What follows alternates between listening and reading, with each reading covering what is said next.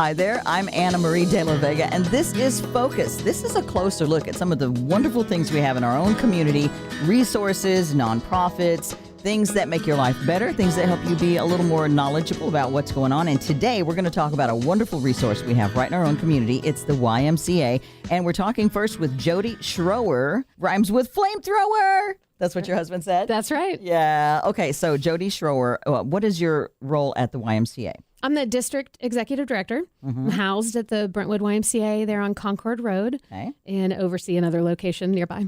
So we want to let people know about some of the specific things that they might not know about the YMCA or that the YMCA offers, or maybe they've heard a little about and they're interested in finding out more. Could we start with some of the programs that the Y has? You know, I think there are many things about the Y that people assume and know we do. You know, certainly our wellness services are a lot of reason why someone might come to the YMCA. So to find a healthy new beginning through our wellness facilities or our group exercise.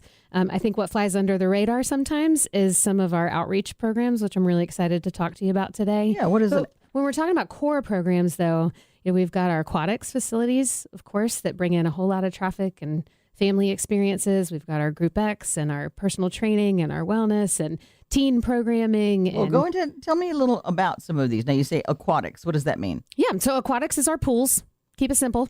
You can't find those everywhere. We're really grateful to be operators of pools. And so anywhere from swim lessons to lap swimming to water exercise for our active older adults, there's just a lot of community being built right there just in the pool area. Yes, people are probably meeting their friends there and just making a date of it. Absolutely, yeah. Okay, so then you said not just for the aquatics, but you said what else? You started saying teens and... Yeah, so our family services programming, that's the areas where family members and members can drop their kids off while they work out. There's camps, summer camps that we run throughout the summer, both on site at the membership facilities and also with some of our school age programs. So there's before and after school childcare in a large portion of Middle Tennessee, and they run summer camps as well. So lots of family-based programming happening. So what happens at the YMCA summer camp? It's like drop and give me 20. Yeah. Not quite. Not quite. Jody's like, oh, Lord. There is a certain rhythm and cadence to camp. At our facility, you know, they come in the morning, they have some opening ceremonies, they give out some awards about who has shown respect, responsibility, caring. Good. All of our core values. Each week is themed out. So they have activities in the morning that are all themed out where they're rotating through activities. Like whether what? Arts and crafts, movement, activities. And then they swim every day. They have lunch and they have the opportunity to be in our pool every day. Another wonderful thing for parents is there's before and after care. So if you're a working parent, you know, your kids can be with us from 7 in the morning till 6 at night. Wow, I know that's helpful. And the kids love it. They have to be just in love with that. You know, one of the things I'm most proud of is our camp counselors. The staff we get to hire, often it's one of their first jobs. So we get the opportunity for them to have a really positive work experience, but they're also getting the chance to give back to the kids and create an experience that's special for our youngest members too. Oh, that's great. And what ages? They have to have completed kindergarten and they go through age 12 for our day camps. Okay. And you mentioned a couple of other things, and you kind of rolled through them because you have so many. I did. You said wellness. Well, our wellness services are at almost all of our membership facilities. There's a wellness floor that has your traditional equipment, your treadmills, your machine weights, your heavy lifting weights. At our particular center, we have 5 studios dedicated just to group fitness. So there's so much community made in those spaces. Is group fitness meaning? Meaning Zumba and body pump and yoga and Pilates and dance classes, all the things you can think of. And you have 5 studios at the Brentwood. 5 studios, just at the Brentwood location. That's fantastic. And if you're a member of the YMCA, are all of those things extra? Are they part of the membership? Does it vary? No, all of those services are actually included and free with the membership. Another wonderful benefit of the Y of Middle Tennessee, if you join one location, most of the memberships are set up in a way that you have citywide access. So you can go to any location in Middle Tennessee. Really? So it's not just citywide access. It's Middle Tennessee wide almost. Well, we consider citywide Middle Tennessee. And then there's actually a nationwide reciprocity program. So if you travel to another state most YMCAs across the country will honor your membership that's here in Middle Tennessee. And I feel like some insurances for older people covers a Y membership. We do have a number of insurance-based memberships that primarily focus on our active older adult population. So it is through their insurance company.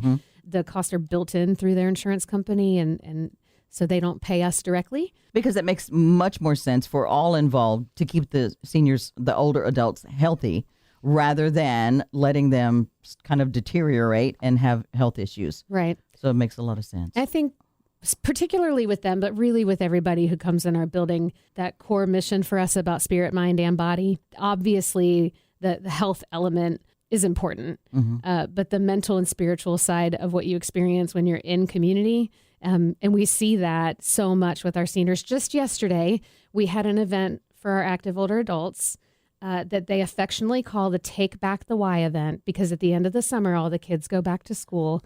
So they had a pool party. They went down the slides. They had a piñata. They had a big old time. So, it is really cool to see how they connect with each other. There have been numerous studies showing how important that is to have a community and a social life for your mental health as you get older.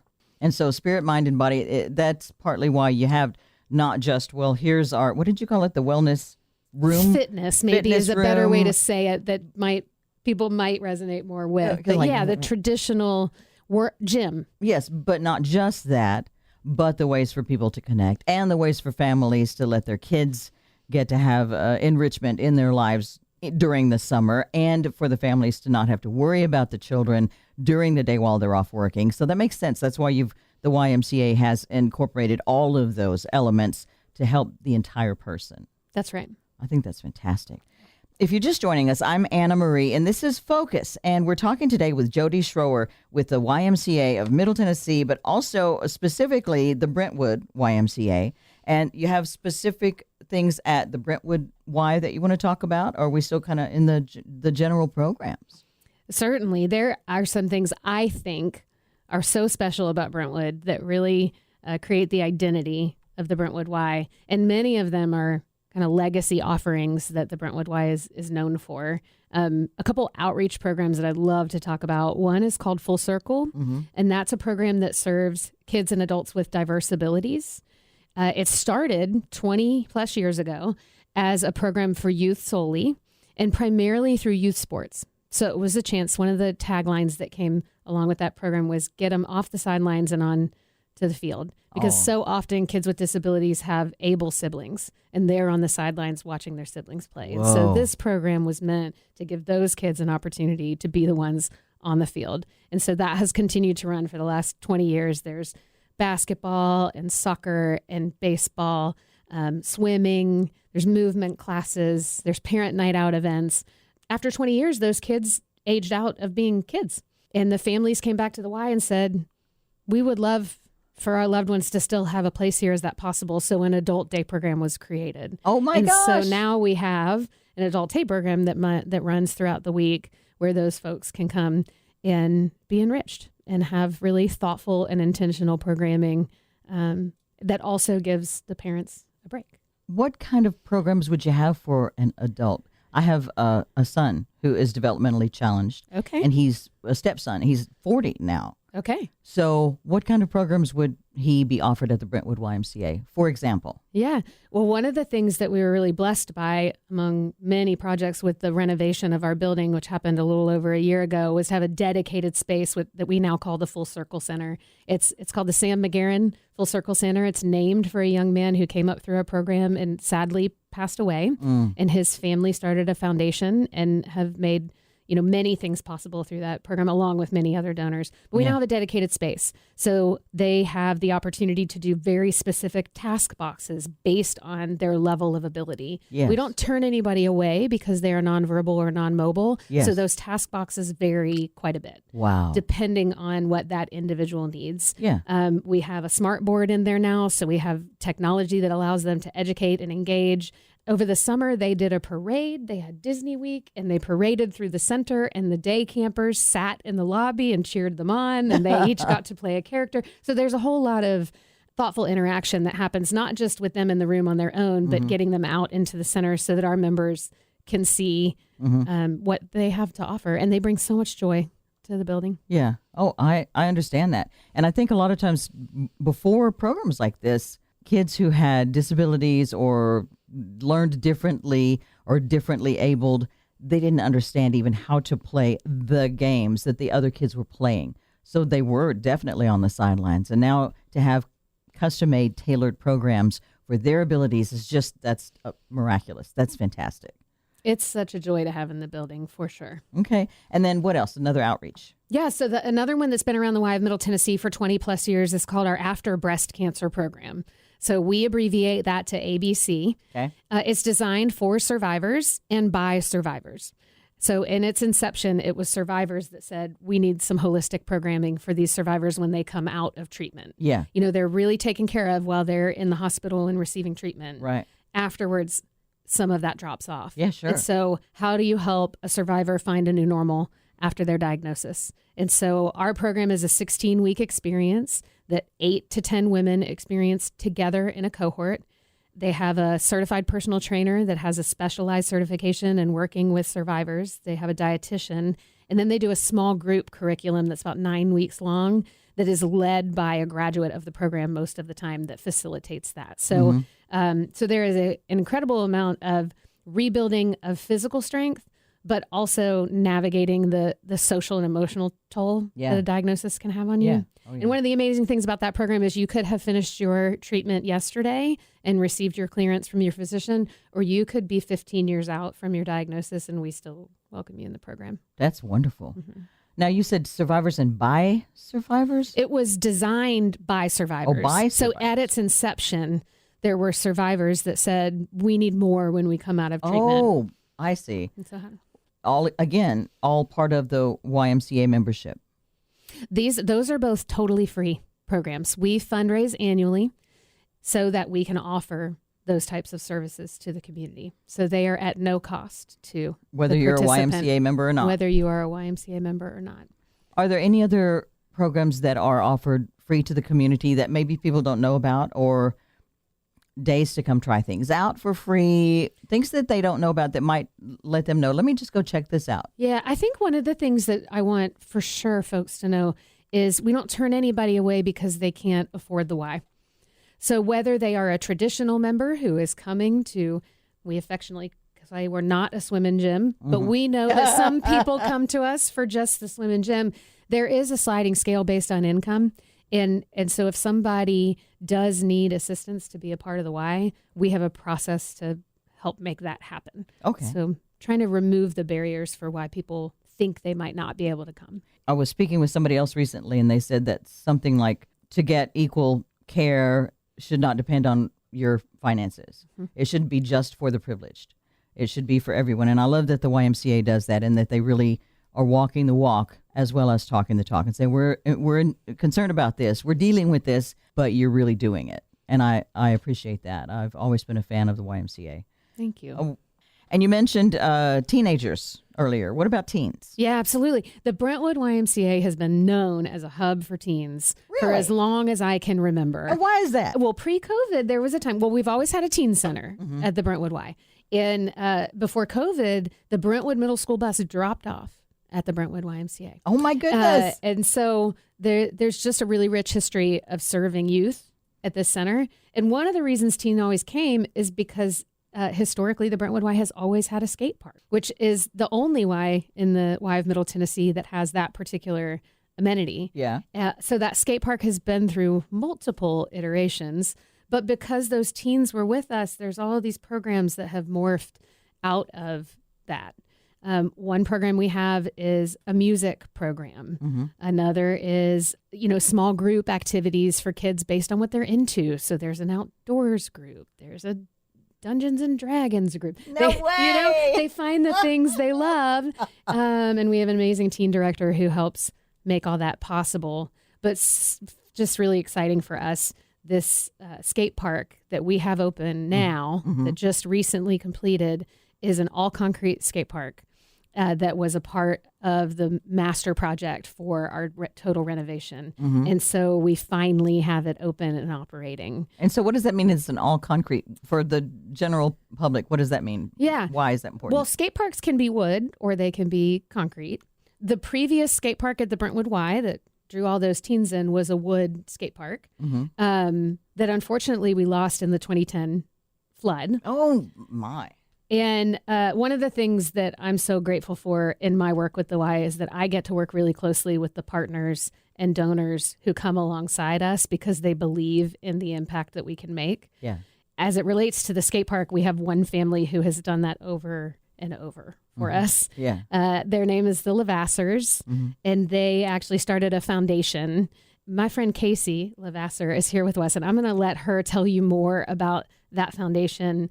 But it is named for her brother, Alex LeVasseur. And Alex loved skating and loved music. And so they have made a commitment to honor his legacy by giving to places that can enrich young people's lives through those programs. Yeah.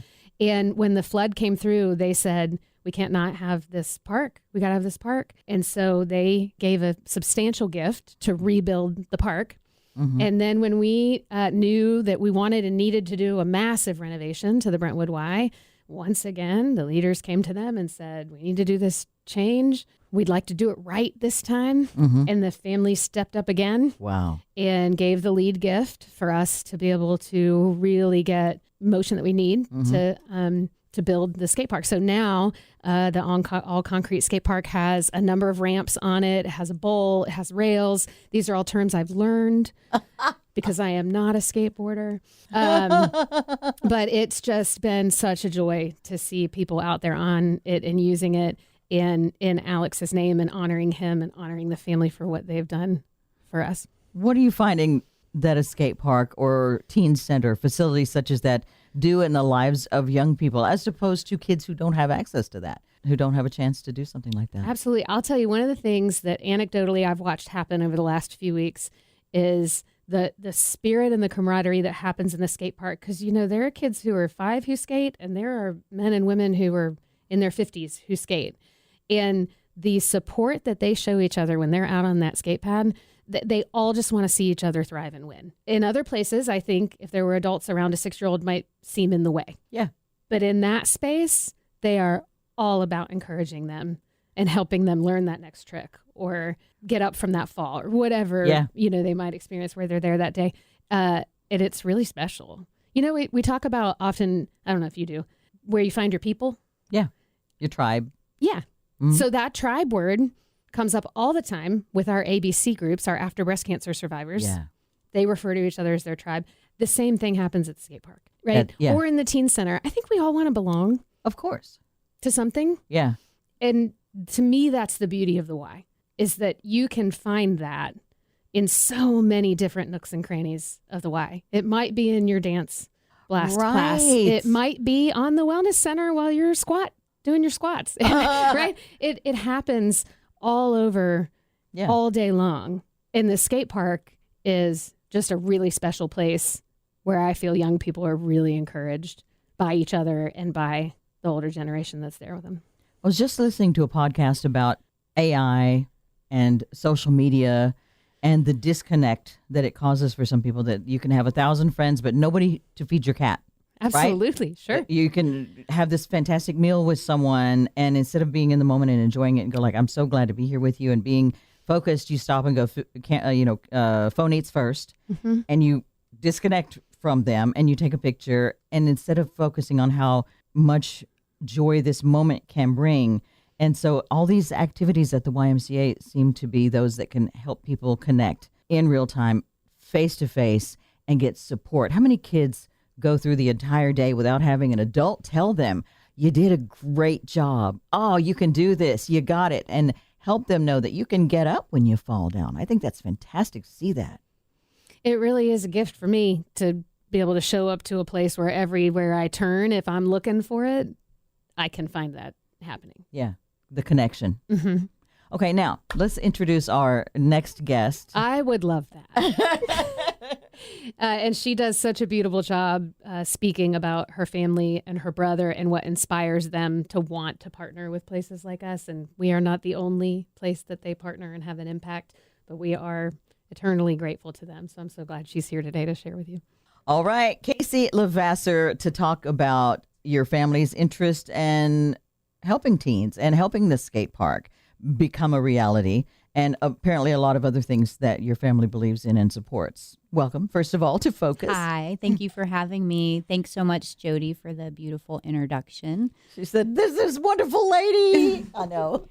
We love the Y, and I'm just so honored that we get to be a part of the Y's mission, and like that triangle that Jody talked about, you know, the spirit, the body, you know, the mind, all of that is just, it's amazing because I feel like it speaks so much to the family, our family, and the legacy of my brother and why we got connected, which I'm happy to be here today to get to share that with you. Okay, hold on just a second. Why is that important to you? And what is the Alex LeVasseur Memorial Skatepark? So just to give you a little bit of backstory, my brother Alex was an avid skateboarder, and he actually first started skateboarding at the Y, at the Brentwood Y, at the original all-wood skate park. And that was his sort of early days and his introduction to just learning about skateboarding and making friends and meeting people and having that, you know, place to belong. And so we really get that, you know, skate community and just community in general is so important. And I like how you said a place to belong. Yes, That's definitely. Lovely.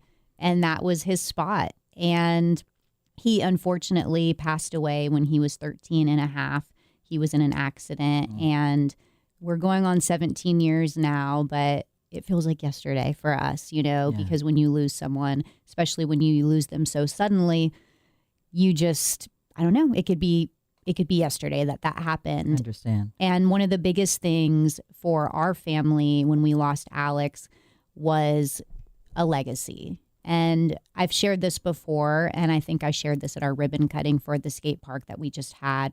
But one of the biggest things when you lose someone, especially at a young age, is you think that they might be forgotten, you know, and that their story stops with you. And I think for Alex, because he was such a light, he was a friend to every person he met was a friend to him, and he just lit up every space he was in. We wanted to make sure that, you know, his story didn't stop there. And it's been really incredible to see over the last 17 years how his life has just continued through all these spaces and all these places and all the different programs that we've been able to be a part of. And it was inspired just by the life that he lived. And because he was a skateboarder, we knew that, well, we want to do something with skateboarding, and we don't know what that's going to look like. And we do a lot with skateboarding. But the thing that brought us to the Y was, like Jody mentioned, the flood that had happened, you know, in 2010. And that park was destroyed. And for us, that was the park that Alex learned to skate at. And it was an opportunity for us to be able to step in and go, gosh, like, could we help rebuild this park and get it back on its feet and be able to have a place that, you know, what a perfect fitting place to be in Alex's name, you know, the park that he learned how to skateboard at. And there are other little Alexes who will do without if you didn't. Exactly. We did a fully volunteer-based demolition of the park. We had so many amazing people come in and, you know, donate their time, their services, their money to be able to get that park torn down and rebuilt. And we opened that one back up that same year. So, you know, the flood happened in May and the park was open by October. Oh, man. Which is, I mean, that's the testament to community right there. Because we said, hey, we need help. Is there anybody available? I mean, we had a man that lived in Alabama that was like, I have a bobcat. Would that help? He drove up from Alabama, brought his bobcat. I mean, it just incredible to see the people, you know, step in and show up for you when you need it. Yeah. And that was really our introduction to the Y as a family. So when we got involved with them with the skate park, I actually, after that, became a board member at the Brentwood Y. They asked me to serve in that capacity, and I served for about 6 years. And so that's what brought us initially to the Y, and we were so impressed by how they honored Alex and how they honored our family. And that's really what's kept us there. You know, there's a million nonprofits all over the place. And like Jody mentioned, we have some other really, really amazing partners that we get to work with. And a lot of them get to intermix with the stuff we do with the Y as well, which is awesome. But when you have people that show up for you in such a supportive way, and you know that it's not just about the dollars that you're giving them, and it's really about the relationships that you're building, it really helps to keep you a part of that organization. If you're just joining us, I'm Anna Marie, and this is Focus, and we're talking about the YMCA of Middle Tennessee, and more specifically, the Brentwood Y and the new Alex LeVasseur Memorial Skatepark. We're talking with Casey LeVasseur. You talk about getting involved. You're involved in other aspects of the youth involvement in the Y? Yes. Yeah. So the Alex LeVasseur Memorial Fund, which is our family fund, and it's actually housed at the Community Foundation of Middle Tennessee, which is another amazing organization. Yes. Our mission for what we choose to support are youth-based programs, and specifically for at-risk and overlooked youth. So that's a huge mission for us. And so that's why we do a lot in skateboarding. We also do a lot with music as well. So at the Brentwood Y, we also have the Alex LeVasseur Music Lab. We have drums, we have keys, we have electric guitars, we have bass, we have a PA system, and that's set up all the time for teens to come in and use in the teen center. They don't have to ask permission. They don't have to know how to play. They can go and pick a guitar up off the wall and they can sit and play. They can jam out on the drums. They can do all of that, and it's there all the time. And we also have a little studio in there as well that's set up for us to be able to teach production classes. There's microphones in there. So we're going to be starting up production classes soon, but we currently run almost every Monday, but at least a couple Mondays a month. And that information can be found on our website and on the Y's website. But we run a Monday music class out of the teen center, out of the Alex Music Lab. And it's a pretty fun class. And Y members and non-Y members can come and do that and get to experience the music class. It's taught by professional musicians. And we do songwriting. We just did a drum class. We meet you where you're at. So all different skill levels. So you could have never picked up an instrument before, or you could know a lot because, you know, our instructors that we bring in to do this, they know a lot. Yeah. You know, so they can work with any age. Yeah. And it's actually run by another one of our partner charities, which is the Beat of Life.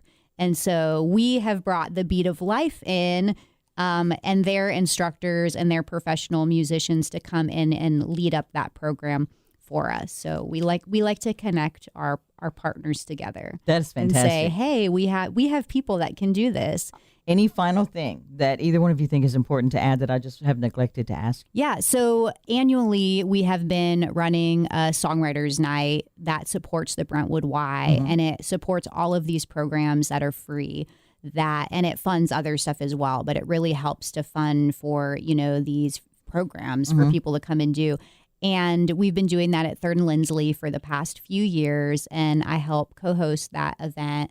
And we have amazing songwriters that come and play, and Jeffrey Steele is usually there, and a bunch of other great songwriters. And Jeffrey Steele is my father, Alex's dad. Our family fund is very supportive of all the things, all the songwriters' nights. I don't know what local groups like the YMCA would do without families like you who show up and who help support and really, really show support, not just financially, but you're in there, you know, hands-on, helping out. And getting dirty. Yeah.